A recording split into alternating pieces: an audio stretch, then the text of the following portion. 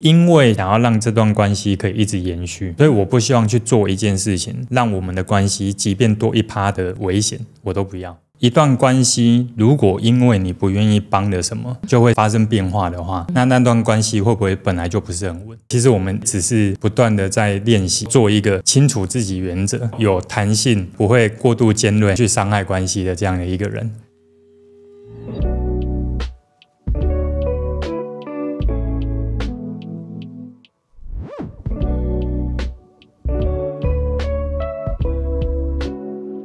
欢迎来到人生解扣方程式，这是一个畅谈情绪、人际沟通、伴侣沟通的频道。如果你对于相关的议题感兴趣呢，欢迎可以订阅我们的频道哦。我是节目主持人 Jaco。Hello， 大家好，我是助理主持人香云。好，那这一集呢，我们要来聊聊在交朋友的过程当中最容易被踩到的边界。因为我们很常听到那个边界感这一词嘛，那包含我们的节目目前呢流量最高的也是在谈人际边界这样的议题哦。可是因为那时候谈比较多都是分析，然后到底该怎样应对的部分呢比较少，所以这一集我们来谈比较多是，那如果今天有人不小心在这5种很常误踩的边界踩到了，那我们该如何可以在不破坏关系的情况下也去树立我们的边界这样。那我们就开始吧。第一个是我是为你好的过度建议，像是说当你跟朋友抱怨工作的时候，那对方就直接回你说那你就离职啊，或者是说在抱怨感情的痛苦烦恼的时候，然后对方就说那你就分手就好啦，这种的。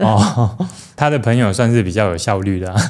都直接从那个起点到终点的那一种那可能有人会觉得说那这样有算越界吗？这样踩了什么线哦？我自己这样听起来，我觉得他踩的那条线比较像是去介入了别人的人生选择，比方说他到底要不要跟这个伴侣继续在一起，或者他要不要换到另外一间公司，其实这个背后呢都会有很多不同的考量，对不对？好，比方说换工作这件事情，会不会他心里也知道我就是暂时也不能金流要断掉，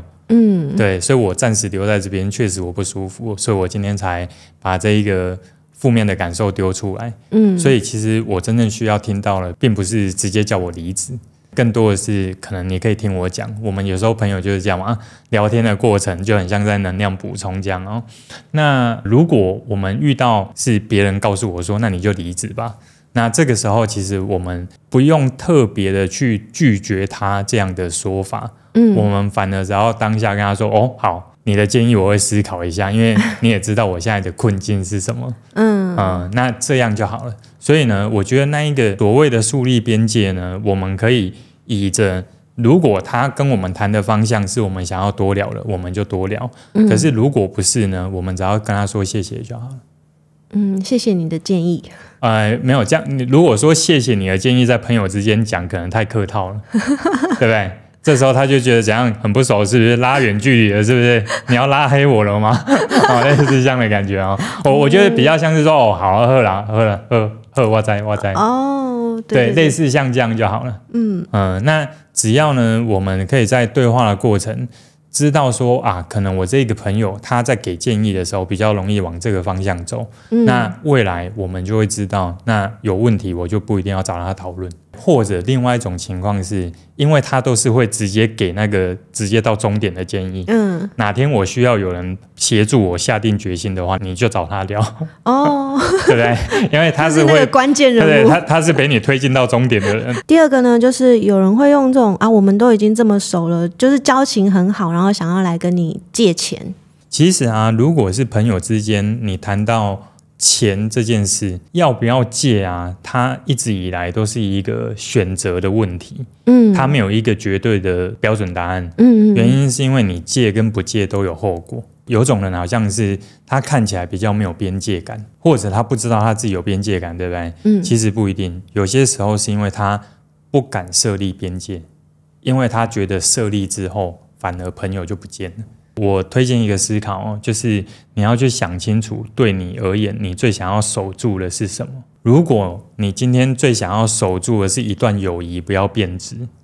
那有一派的说法是，友情之间掺杂了钱，往往呢那一个友情就变得不纯了。分享一个小故事啊，我在很年轻的时候，有一次是当时工作的公司那个月没有发薪水给我，就是他欠我薪水，可是我那个月有点挡不住了，那时候就没有存钱嘛，所以啊，我就打给我一个好朋友跟他调钱。可是呢，我的好朋友就直接跟我说，你是我最好的朋友，那我也不希望我们关系变质，所以呢，我不会借钱给你。哇，这么直接。对，但是呢，我那时候听的当下，说真的会有一点小失望，因为我原本以为我们两个交情那么好，你应该会帮的。但是其实我想了多一层之后，我发现其实也对，因为换成我是他的话，交情很好，可是我们都有那个概念是，因为就是想要让这段关系可以一直延续，所以我不希望去做一件事情，让我们的关系即便多1%的危险，我都不要。所以这是不是也是另外一种显示他更看重我跟他交情的一个方法，对不对？所以啊，我在那一次我也学到了，我跟他到现在都仍然是很好很好的兄弟，可是呢，我们之间都不会掺杂钱这件事。如果你是这一派的，那这个是适合这一派的说法，因为我跟我的好朋友都是属于主观意识很强的，我们都是在踩立场，会觉得这是很自在的事。假设呢，你今天是个性比较温和、比较缓和的，比方说，就像那个我们的助理主持人湘云，你刚刚那一段话，你会讲得出来吗？讲不出来，真的哦？你讲不出来的原因是什么？好像要踩很硬的感觉，就是没得谈的那种。我可能会比较婉转，就是金钱的方面我可能没有办法，但是如果有其他可以帮忙的，我会。比特币也可以啊。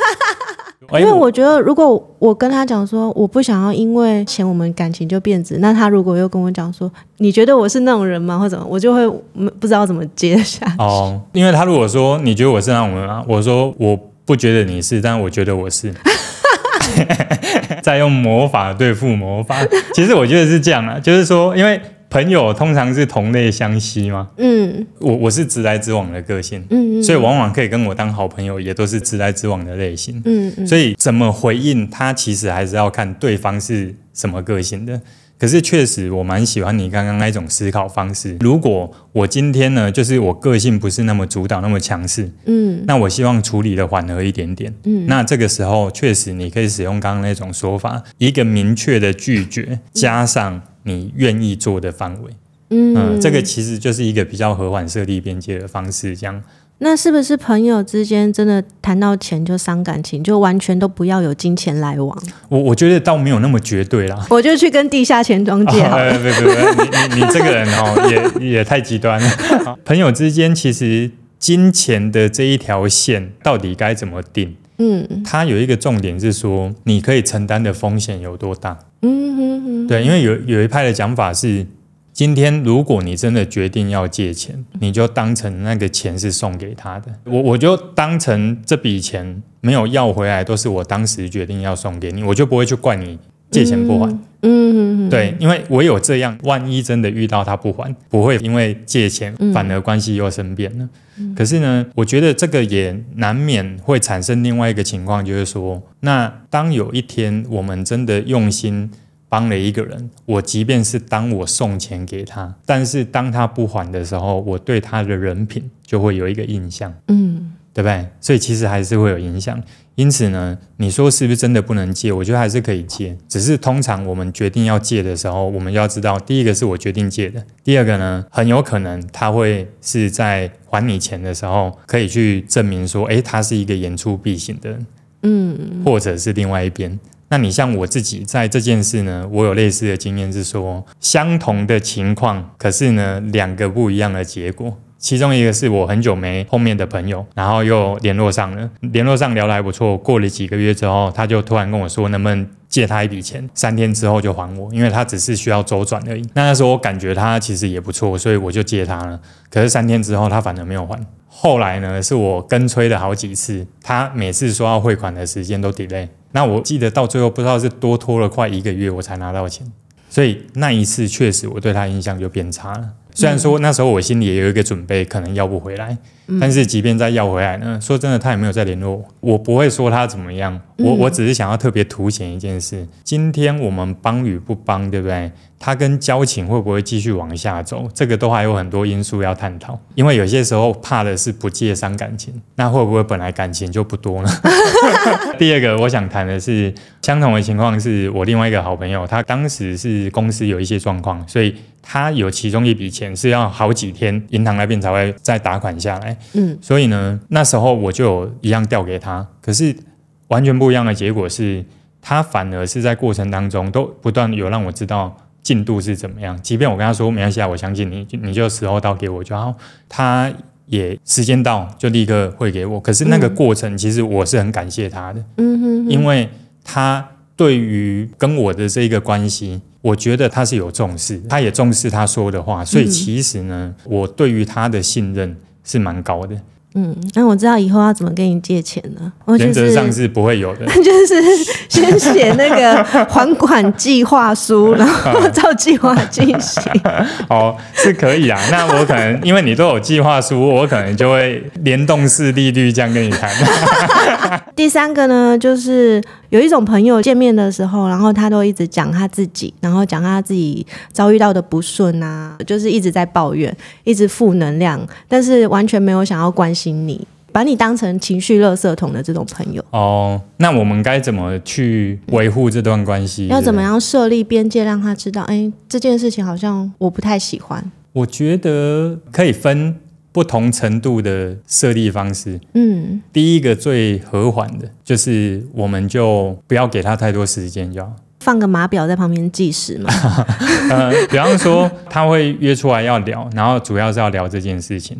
那我可能那一次的碰面，我就真的会听他讲。但是如果其他的时间他又要打来又要干嘛，我可能就会看我自己的时间是不是有需要忙的事情。比方说我得工作，或者我得陪小孩，或者我得忙其他的事情。那如果是的话，我就会跟他说：“抱歉，我现在真的忙不过来，还是这样。我等接下来哪一天有空档，有的时候我再跟你说。”所以这个时候呢，我反而会给他的是我可以给的时间就好。那这个算是给他一个软钉子碰。但是呢，另外一种是假设约出来碰面也是抱怨，电话打来也是抱怨，没事讯息传来也是抱怨。那如果是这样的情况，我自己可能会比较偏向有些讯息我就会回得晚一点，或者他打来的时候我就会晚一点回，我就不一定会接。那这种会是比较用行为直接去隔绝。第三种，如果我们要再比较强硬一点点呢，我就会跟他说，如果以这几次这样聊下来，我其实也大概知道你工作的事或哪边的事，对不对？那我听一听，我好像能够帮的忙不多。所以如果你是很在乎这些问题要解决的话，我会比较推荐你看能不能身边找其他人比较可以帮到你的，因为目前我手中的资源也有限，我就会把它变成是一个我是有心要帮忙，但是确实我帮不上忙。那如果他说没有，我就是需要有一个人听而已，我就说好，那如果是只是需要有一个人听啊，我下次时间比较够的时候，我再约你喝咖啡。然后他就等不到那一个电话了。我开玩笑。当我有一天我发现了眼前的人他对我而言都是抱怨，而且他不是一个短暂的时间而是相处了这几年都是这样，那就如同我刚刚说的，我对于一个好朋友的定义是有一些特别的条件，对我个人而言，所以啊，当我发现他是这样的特性的时候，可能我们之间也会很自然的那个距离就会慢慢变淡。可是呢，不是我刻意要把它推开，你知道为什么吗？因为会聊不来。我指的聊不来是因为我们遇到事情都是在思考解法的人，那如果他今天丢过来，我顶多就不讲话，或者我可以同理他的心情，但是我可能接下来我就会跟他说真的，对我而言，我是比较是思考解法类型的人。可是我知道可能我们两个的特性不太一样。但我有一个朋友就是类似这样子的情况，但是我的做法是我也让他知道我真的很忙，因为我在 IG 限动什么的，我都会让他间接的知道我最近在做我很热衷的事，所以他也不会觉得我是刻意在回避他。不错啊，我就等于你要多拍一些 B roll 我要多发限动，然后拒绝别人之后135就一直发动态。第四个就是人情债的累积，比如说很常听到说就是帮个忙而已啊，这又没什么。你有遇过类似的情况吗？因为我的工作都是比较长时间在电脑前面，然后我有些朋友他们可能都是跑外面的，我就会好像是云端秘书一样，像是我现在要从哪里到哪里，你帮我查一下走哪条路比较近，出去玩的那个影片，然后说你不是有那个买会员吗？你帮我丢进去一键生成，或者是突然就丢个 Excel 档，然后就你帮我改一下，我现在在 Seven 我要印。你那时候被当那个 ChatGPT 了AI 最早的原型如果是类似像这样的情况啊，我觉得它会变成是一种可以采用刚刚的那一个模式，就是用做法去设立你的边界就好。不对，比方说他突然传讯息来，然后就说你能不能帮我赶一下，那我就会跟他说不好意思，我手边刚好正在赶东西，可能这几天都在忙这件事，如果要帮你可能要到下礼拜五，每次找我们就稍微延一下这样。可是前提我觉得还是2个思考点啊，第一个是会不会这样的行为已经多到对我而言造成负荷，对，第二个是我跟他的交情有没有好到我愿意把很多事情放下来去帮他。这2个有思考完之后，你就大概知道你可以帮的那个频率是多少。我们如果要去拒绝的话，你心里其实要有一个底气。什么底气呢？就是一段关系如果因为你不愿意帮的什么就会发生变化的话，那段关系会不会本来就不是很稳？第二个是，如果有一个人对待他的朋友是这个样子，那你觉得对于你而言他有没有符合你所谓值得交往一辈子好朋友的定义？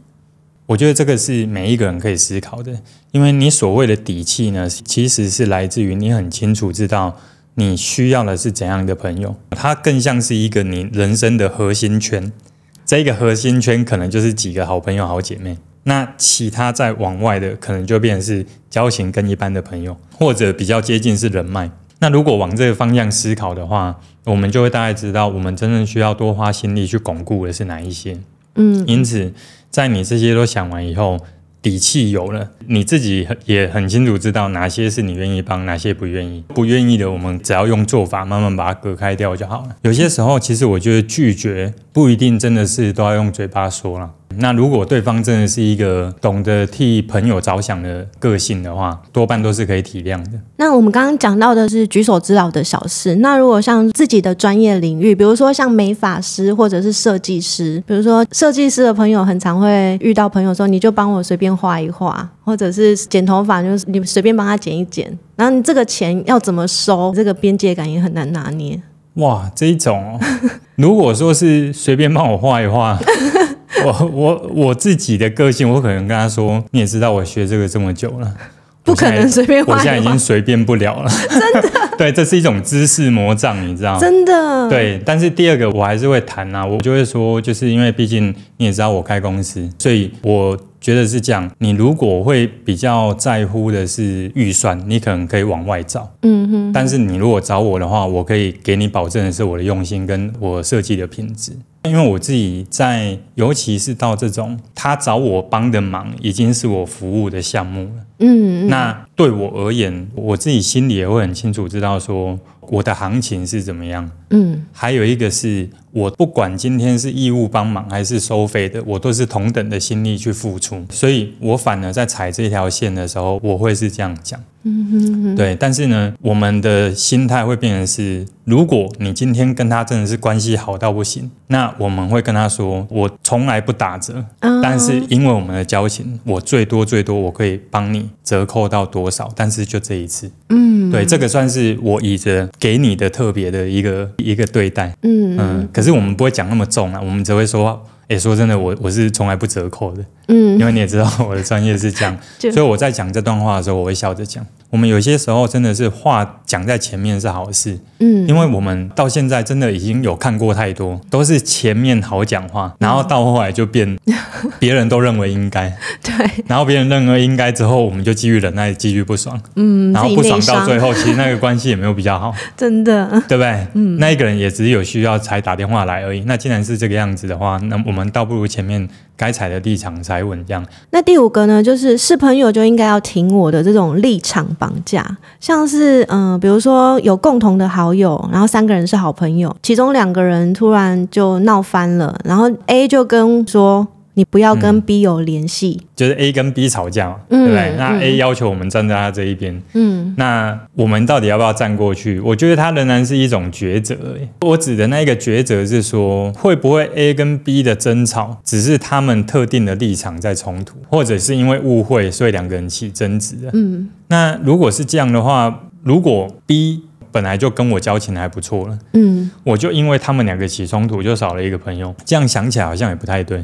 但是他又要站队嘛，对不对？那这时候我就可以表明一个很重要的立场，就是呢，对我而言，如果把你们两个切开来看，你们都是我很好的朋友，所以呢，如果你们两个在这件事情上面有不妥，我真的没办法，因为这样就少掉哪一个朋友，因为我都很重视你们。那我反而比较希望的会是，如果你们是有误会，是希望可以说开的，我可以出来一起帮忙协调，这个是其中一个。所以这里其实运用的方法也是很简单，就是我还是告诉他们我对他们的用心是什么，同时我愿意去做什么这样。那之所以会这样去踩的原因，是因为我确实是自己是不喜欢因为谁的立场，然后就立刻去把另外一个原本的好朋友就把他就是抹灭掉这样，这个我不是很喜欢。就是好，我表明这个立场了，可是 B 看到我跟 A 联系，他就会不爽 ，A 看到我跟 B 联系，他就会不爽。真的哦？对，那就让他们不爽了。然后这个愤怒就一直累积，然后最后就两个朋友都没了。我觉得如果这样散了就散了，真心这样想。我觉得可能还是要回到今天5个边界怎么回应里面，都有一个很核心的思考。就是呢，其实我觉得我们是可以去对于朋友怎样才算是好朋友，我们可以去清楚那一个定义。第二个呢，我们其实是对于自己的为人，慢慢的也越来越清晰说，其实我是一个怎样个性的人，而我的原则是什么。所以当这两个是很清楚的，当我们在遇到这样的事情，可能看起来是难解的题，可是你心里的标准跟原则，它其实就可以帮助你去思考说，我遇到这样的事情，我应该要坚守的是什么。如果我今天只是因为我坚守了我的原则或我的标准，而有些朋友不喜欢，那一样是那句话，我不可能这辈子一直活在别人的标准里面。我到最终我心里过得顺不顺好不好，都是以着我的标准去衡量的。那既然是这样，我会选择做我自己，善待别人，可是也不代表我会一昧的一直迎合别人，因为我知道那条路走到后来只有累而已。最后啊，其实我大概总结一下其实我们会发现说，今天在探讨的这5个背后的隐性的问题，其实都是我到底该不该拒绝，我会不会因为是设立了边界之后反而关系没了。但是我们其实只要反过来去看，往往呢设立边界都是为了更长期的影响来看的。对，因为如果我不设立一个我会舒服的边界，那代表随着时间推移，我们累积的不爽就会越来越多，那这样关系也不一定守得住，对不对？所以其实我们也只是不断的在练习，能够做一个清楚自己原则，然后有弹性，以及呢不会过度尖锐、过度直接的去伤害关系的这样的一个人。在这样的过程当中，它就很像是一个过滤器，你会认识越来越多的人，那后来真正可以通过这个关卡一个一个进来的，他就会是你核心圈的朋友。好，那这一集呢，我们就聊到这边了。我是 Jaco， 我是香鱼，我们下集再见，拜拜。拜。